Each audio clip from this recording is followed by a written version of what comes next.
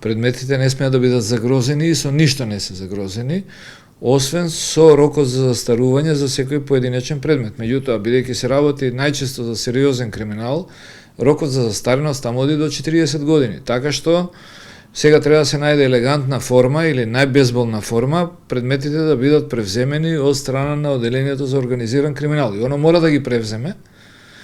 И најдобро би било одреден број на јавни обвинители од СЈО да поминат во организиран криминал и таму да ги продолжат предметите. Оние действија кои што се проблематични, дали се превземени после истекот на рокот законскиот за покренување истраги и превземени действија од страна на СЈО, дури можат и да се повторат и со тоа да се расчистат сите спорни прашања околу сите тие постапки.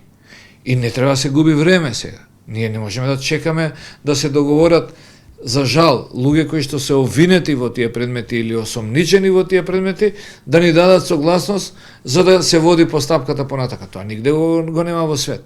Така што, тука не се работи ни за политички договор, нити има потреба од... Не мора да има политички договор, заради тоа што обвинителите од СЈО можат да поминат со одлука на Советот на јавни обвинители во Оделението за организиран криминал и корупција и да бидат обвинители таму.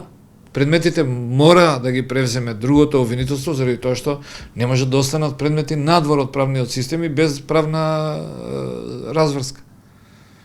Значи, криминалот и криминалните действија не смеат да останат несанкционирани. Ако наредните 20 години ние бараме согласност од некои што се обвинети и осомничени од страна на СЈО за да продолжат или да не продолжат, нема ништо да има од тие предмети. Дали тука пречка да се направи ова затоа што знаеме дека СЈО беше донесено со политичка одлука? Ма нема врска, беше донесено со политичка одлука со одреден рок на трајање, те истекува рокот и сега нормално е дека тие луѓе може да се вратат во организиран криминал. Во организиран криминал, кога ќе се вратат, ќе си ги превземат предметите што ги воделе таму. И тоа е многу едноставно. Случајот Рекет не треба да влијае на случајот Империја. Значи, тоа треба да се разграничи.